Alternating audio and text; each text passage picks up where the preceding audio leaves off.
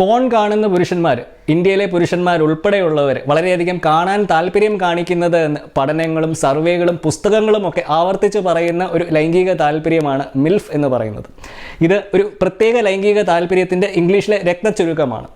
ഇതിൻ്റെ ഇംഗ്ലീഷിലെ വിപുലീകരണം എന്ന് പറയുന്നത് moms I would love to fuck എന്നാണ്. പച്ച മലയാളത്തിൽ പറഞ്ഞു കഴിഞ്ഞാൽ കണ്ടാൽ കളിക്കണമെന്ന് ആഗ്രഹം തോന്നുന്ന അമ്മമാർ.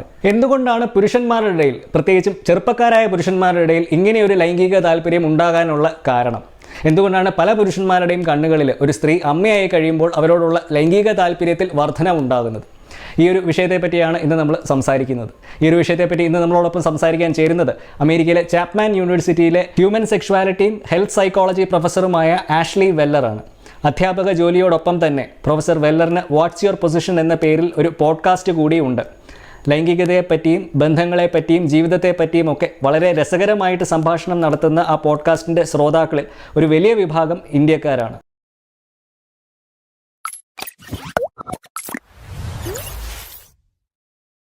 നമസ്കാരം, എൻ്റെ പേര് സംഗീത് സെബാസ്റ്റ്യൻ. ഞാനൊരു സെക്ഷുവാലിറ്റി റൈറ്ററും സെക്സ് എഡ്യൂക്കേറ്ററുമാണ്. ലൈംഗികതയിൽ ഏറ്റവും അധികം പഠനങ്ങൾ വന്നു തുടങ്ങിയത്, പ്രത്യേകിച്ചും സ്ത്രീകളുടെ ലൈംഗികതയിൽ, ഓസ്ട്രേലിയയും കാനഡയും അമേരിക്കയും UK-യും സ്വീഡനും പോലെയൊക്കെയുള്ള രാജ്യങ്ങളിൽ കഴിഞ്ഞ 30 കൊല്ലത്തിനുള്ളിൽ മാത്രമാണ്. അതുകൊണ്ട് തന്നെ ഈ ഒരു മേഖലയിൽ കേരളത്തിലും ഇന്ത്യയിലും ഒക്കെ പ്രവർത്തിക്കുന്ന ഒട്ടുമിക്ക ഡോക്ടർമാരും ഹെൽത്ത് കെയർ പ്രൊഫഷണൽസുകളും ഒക്കെ സംസാരിക്കുന്ന കാര്യങ്ങൾ കാലഹരണപ്പെട്ട കഥകളാണ്. കാരണം അവരാരും തന്നെ അവരുടെ മെഡിക്കൽ കരിക്കുലത്തിൻ്റെ ഭാഗമായിട്ട് ലൈംഗികതയെപ്പറ്റിയോ ലൈംഗികതയിൽ നടക്കുന്ന പുതിയ ഗവേഷണങ്ങളെ പറ്റിയോ ഒന്നും തന്നെ പഠിക്കുന്നില്ല. ഈ ഒരു വസ്തുത സ്വന്തം ജീവിതാനുഭവത്തിൽ നിന്ന് തിരിച്ചറിഞ്ഞതിന് ശേഷം തുടങ്ങിയ ഒരു പ്ലാറ്റ്ഫോമാണ് വിവോക്സ്. അതുകൊണ്ട് തന്നെയാണ് വിവോക്സ് കേരളത്തിലെയോ ഇന്ത്യയിലെ ഒന്നും ഡോക്ടർമാരെ ഇൻ്റർവ്യൂ ചെയ്യാതെ ഈ ഒരു മേഖലയിൽ ഇന്ന് വളരെയധികം ഗവേഷണങ്ങൾ നടക്കുന്ന രാജ്യങ്ങളിലെ എക്സ്പേർട്ടുകളുമായിട്ട് ഒരു സംഭാഷണം നടത്തുന്നത്.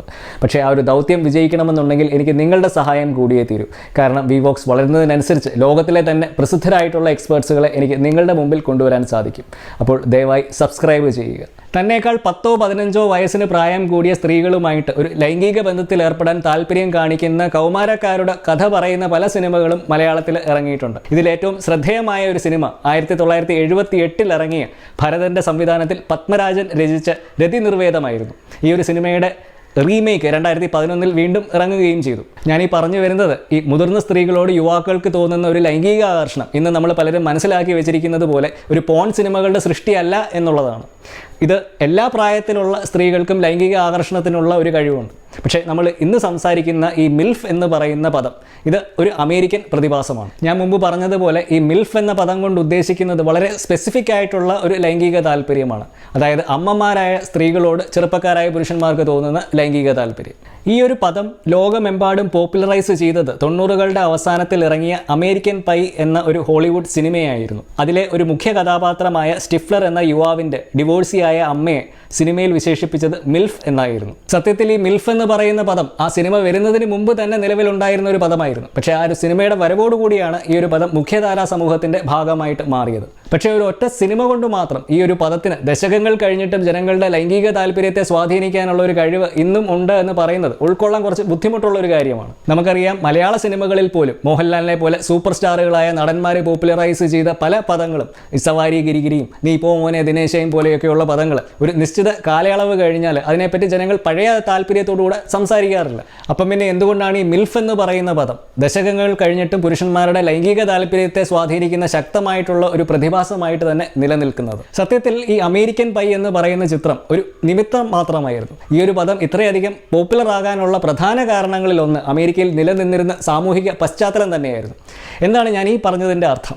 നമ്മൾ പലരും അമേരിക്കയെ പറ്റി പറയുമ്പോൾ മനസ്സിൽ വരുന്ന ഒരു ചിത്രം എന്ന് പറയുന്നത് ഒരു സ്വാതന്ത്ര്യത്തിൻ്റെ സ്വർഗ്ഗരാജ്യം അല്ലെങ്കിൽ പറുദീസയാണ് എന്നൊക്കെയുള്ള ഒരു ചിന്തയാണ്. അമേരിക്ക എന്ന് പറയുന്ന രാജ്യം ലൈംഗികതയെ, പ്രത്യേകിച്ചും സ്ത്രീകളുടെ ലൈംഗികതയെ ശക്തമായിട്ട് അടിച്ചമർത്തുകയും നിയന്ത്രിക്കുകയും ഒക്കെ ചെയ്തിരുന്ന പാരമ്പര്യവും സംസ്കാരവും ഒക്കെ ഉള്ള ഒരു രാജ്യമായിരുന്നു ഈ അടുത്ത കാലം വരെ.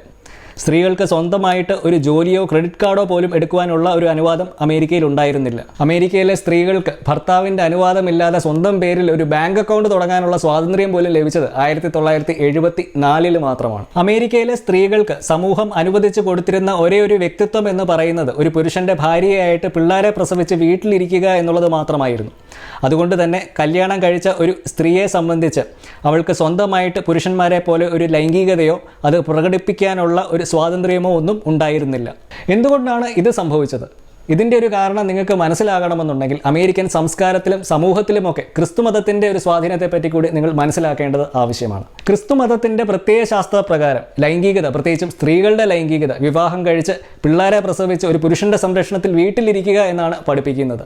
ഈ ഒരു കാഴ്ചപ്പാടിൻ്റെ സ്വാധീനം ക്രിസ്തുമതത്തിന് ശേഷം വന്ന ഇസ്ലാമിലും നിങ്ങൾക്ക് കാണുവാൻ സാധിക്കും. അപ്പം ഈ ഒരു ക്രിസ്ത്യൻ പ്രത്യയശാസ്ത്ര പ്രകാരം വിവാഹത്തിനുള്ളിൽ പിള്ളേരെ ഉണ്ടാക്കാൻ വേണ്ട ഒരു ലൈംഗിക പ്രവൃത്തി കഴിഞ്ഞാൽ ബാക്കിയുള്ള എല്ലാ ലൈംഗിക പ്രവൃത്തികളും പാപമാണ് എന്നാണ് പഠിപ്പിച്ചിരുന്നത്. ഇത് വളരെ കർശനമായിട്ട് നിഷ്കർഷിച്ചിരുന്നത് സ്ത്രീകളിലുമായിരുന്നു. മനുഷ്യൻ്റെ മനസ്സും ശരീരവും ഒക്കെ എങ്ങനെയാണ് പ്രവർത്തിക്കുന്നത് എന്ന് തിരിച്ചറിവില്ലാത്ത ഒരുപറ്റം കിഴങ്ങന്മാരുണ്ടാക്കിയ പ്രത്യയശാസ്ത്രമാണ് ഈ വെസ്റ്റേൺ ക്രിസ്ത്യൻ തിയോളജി എന്ന് പറയുന്നത്. മനുഷ്യൻ്റെ ശരീരത്തിലെ ശക്തമായ വികാരങ്ങളിൽ ഒന്നാണ് ഈ സെക്സ് എന്ന് പറയുന്നത്. ഇത് മൂത്രമൊഴിക്കുന്നത് പോലെ തന്നെ നമ്മളുടെ ശരീരത്തിലെ ജീവശാസ്ത്രപരമായ ഒരു ത്വരയാണ്. അപ്പം ഈ ഒരു സെക്സ് എന്ന് പറയുന്നതിനെ നിങ്ങൾ പാപമാക്കി മാറ്റി ഇല്ലാതാക്കാൻ നോക്കിക്കഴിഞ്ഞാൽ മൂത്രമൊഴിക്കുന്നത് പാപമാണ് എന്ന് പറയുന്നതിന് തുല്യമാണ്. ഇനി പറയുകയാണ്, നിർബന്ധമുള്ള ഒരു യൂറോപ്യൻ ക്ലോസറ്റിൽ മാത്രമേ മൂത്രമൊഴിക്കാൻ പാടുള്ളൂ. അതായത് വിവാഹ ബന്ധത്തിനുള്ളിൽ കുട്ടികളെ ഉണ്ടാക്കാൻ വേണ്ടി മാത്രമുള്ള ലൈംഗിക പ്രവൃത്തി. നിങ്ങളുടെ ജീവിതം ദുരിതപൂർണ്ണമാകുമോ ഇല്ലയോ? എന്തിനെയാണോ നമ്മൾ വിലക്കുകയും ഇല്ലാതാക്കാൻ ശ്രമിക്കുകയും ഒക്കെ ചെയ്യുന്നത്, അതിൽ നമ്മളുടെ മനസ്സ് കൂടുതൽ ആസക്തമായിട്ട് മാറും. നിങ്ങളോട് ഞാൻ കണ്ണടച്ചിട്ട് അടുത്ത 10 സെക്കൻഡ് നേരത്തേക്ക് കുരങ്ങന്മാരെ പറ്റി ചിന്തിക്കരുത് എന്ന് പറഞ്ഞു കഴിഞ്ഞാൽ നിങ്ങൾ കുരങ്ങന്മാരെ പറ്റി മാത്രമേ ചിന്തിക്കത്തുള്ളൂ എന്ന് പറഞ്ഞതുപോലെ. അപ്പം ഈ ഒരു മനുഷ്യനിർമ്മിതമായ വിലക്കുകൾ ഭേദിക്കാനുള്ള മനസ്സിൻ്റെ ശക്തിയാണ് ഈ മിൽഫ് പോലെയുള്ള ലൈംഗിക താല്പര്യങ്ങളിൽ പ്രകടമാകുന്നത്. ഈ മിൽഫ് എന്ന് പറയുന്ന പദം ഒരു പുരുഷ മേധാവിത്വ സമൂഹം സ്ത്രീകൾക്ക് വ്യക്തമായിട്ട് നിർവചിച്ച് നൽകിയിരിക്കുന്ന ചുമതലകളിൽ നിന്ന് വിരുദ്ധമായിട്ടുള്ള ഒരു പ്രതിഭാസമാണ്. അതായത് ഒരു അമ്മയായ ശേഷം സ്ത്രീകൾക്ക് ലൈംഗികത ഉണ്ടാകാൻ പാടില്ല എന്ന് പഠിപ്പിക്കുന്ന വെസ്റ്റേൺ ക്രിസ്ത്യൻ സദാചാര സംസ്കാരത്തിന് വിരുദ്ധം. അതുകൊണ്ട് തന്നെ ഈ മിൽഫ് പോലെയുള്ള വിചിത്രമായ ലൈംഗിക താല്പര്യങ്ങളുള്ള പുരുഷന്മാരെ കൂടുതൽ കണ്ടുവരാനുള്ള ഒരു സാധ്യത സ്ത്രീകളുടെ ലൈംഗികത വ്യക്തമായിട്ട് നിർവചിച്ച് വെച്ചിരിക്കുന്ന സമൂഹങ്ങളിലാണ്. അതായത് പുരുഷ മേധാവിത്വ സമൂഹങ്ങളിൽ. 90കളുടെ തുടക്കം വരെ അമേരിക്കയും സ്ത്രീകളുടെ ലൈംഗികതയെ ശക്തമായിട്ട് നിയന്ത്രിച്ചിരുന്ന ഒരു രാജ്യമായിരുന്നു. 90കളിൽ അമേരിക്കയിലുണ്ടായ ഫെമിനിസത്തിൻ്റെ ഒരു പുനരുത്ഥാനത്തെ തുടർന്ന് സ്ത്രീകൾക്ക് സ്വന്തം കാലിൽ നിൽക്കുവാനുള്ള ഒരു കഴിവ് ലഭിക്കുകയും അതിനോടൊപ്പം ജോലി ചെയ്ത് ഒറ്റയ്ക്ക് കുട്ടികളെ വളർത്തുവാൻ തുടങ്ങുകയും ഒക്കെ ചെയ്തു. ഈ ഒരു മാറ്റത്തോടൊപ്പം സ്ത്രീകൾ അവരുടെ ഇതുവരെ സമൂഹത്തിൽ നിഷേധിക്കപ്പെട്ട ലൈംഗിക അവകാശങ്ങളെപ്പറ്റിയും തിരിച്ചറിഞ്ഞു തുടങ്ങി.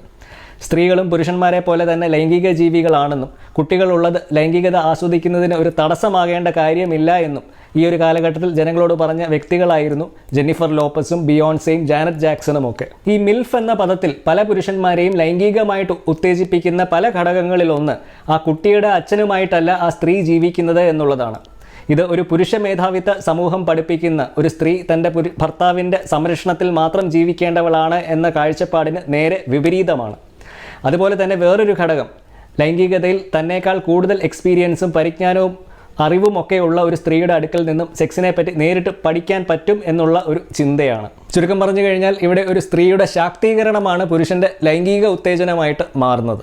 ഇന്ന് നമ്മൾ ഫെമിനിസ്റ്റുകളെന്നും ശാക്തീകരിക്കപ്പെട്ട സ്ത്രീകളെന്നൊക്കെ പറയുമ്പോൾ പലരുടെയും മനസ്സിൽ ആദ്യമേ എത്തുന്ന ഒരു ചിത്രം അമേരിക്കയിലും യൂറോപ്പിലുമൊക്കെ സ്ത്രീകളുടെ അവകാശങ്ങൾക്ക് വേണ്ടി ബ്രാ കത്തിച്ച് പ്രതിഷേധിച്ച സ്ത്രീകളെയാണ്. എന്നാൽ ഒരു ബ്രായും കത്തിക്കാതെ സ്ത്രീകൾക്ക് വ്യക്തി സ്വാതന്ത്ര്യവും ലൈംഗിക സ്വാതന്ത്ര്യവും വസ്തുക്കളുടെ മേൽ അവകാശവും ഒക്കെ നൽകിയിരുന്ന ഒരു സാമൂഹിക വ്യവസ്ഥിതി ഈ അടുത്ത കാലം വരെ കേരളത്തിൽ ഉണ്ടായിരുന്നുവെന്ന് എത്ര പേർക്കറിയാം? ആ ഒരു സാമൂഹിക വ്യവസ്ഥിതിയെപ്പറ്റി നിങ്ങൾക്ക് കൂടുതൽ അറിയാൻ താല്പര്യമുണ്ടെങ്കിൽ നിങ്ങൾക്ക് ഈ വീഡിയോ കാണാവുന്നതാണ്. നമ്മൾ മുമ്പ് പറഞ്ഞതുപോലെ മനുഷ്യൻ്റെ ശരീരത്തിലെ ഏറ്റവും ശക്തമായ വികാരങ്ങളിൽ ഒന്നാണ് ഈ സെക്സ് എന്ന് പറയുന്നത്. അതുകൊണ്ട് തന്നെ അതിനെ നിങ്ങൾ അടിച്ചമർത്താൻ നോക്കുകയോ അല്ലെങ്കിൽ അതിനെ പാപമാക്കി മാറ്റാൻ ശ്രമിക്കുകയോ ചെയ്തു കഴിഞ്ഞാൽ നിങ്ങളുടെ മനസ്സ് അതിൽ കൂടുതൽ ആസക്തമായിട്ട് മാറും. അതുകൊണ്ടാണ് പറയുന്നത് ലൈംഗികതയിൽ വേണ്ടത് സദാചാര ബോധമല്ല, ഉത്തരവാദിത്ത ബോധമാണെന്ന്. അതായത് നിങ്ങളുടെ വികാരങ്ങളെ മനസ്സിലാക്കി അതിർവരമ്പുകൾ മാനിച്ച് ചിന്തിച്ച് ഉത്തരവാദിത്ത ബോധത്തോടുകൂടെ പ്രവർത്തിക്കാനുള്ള ഒരു കഴിവ്. ഈ ഒരു ആധുനിക സൈക്കോളജിയുടെ കാഴ്ചപ്പാട് പൈതൃകത്തിൻ്റെ ഭാഗമായിട്ട് തന്നെ ഉണ്ടായിരുന്ന ഒരു സംസ്കാരമായിരുന്നു ബ്രിട്ടീഷുകാരൻ വരുന്നതിന് മുമ്പ് ഉണ്ടായിരുന്ന പുരാതന ഭാരതവും കേരളവും ഒക്കെ. വളരെ വൈകിയാണെങ്കിലും സായിപ്പിന് ഈ ഒരു തിരിച്ചറിവ് വന്നു കഴിഞ്ഞു. അതുകൊണ്ടാണ് ഇന്ന് ലോകാരോഗ്യ സംഘടന പോലും ലൈംഗികതയിൽ വേണ്ടത് സദാചാര ബോധമല്ല, ഉത്തരവാദിത്ത ബോധമാണ് എന്ന് പറയുന്നത്. പക്ഷേ നമ്മളിപ്പോഴും ബ്രിട്ടീഷുകാരെക്കാട്ടിൽ വലിയ സദാചാരവാദികളായിട്ടാണ് തുടരുന്നത്. ലൈംഗികതയിൽ ഉത്തരവാദിത്ത ബോധം ഉണ്ടാക്കുക എന്നുള്ളതാണ് സമഗ്ര ലൈംഗിക വിദ്യാഭ്യാസത്തിൻ്റെ ഉദ്ദേശ ലക്ഷ്യങ്ങളിലൊന്ന്.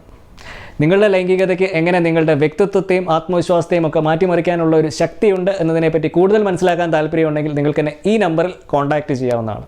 So until next time, this is Sangeet Sebastian signing off for VVox. Just sex, no shame.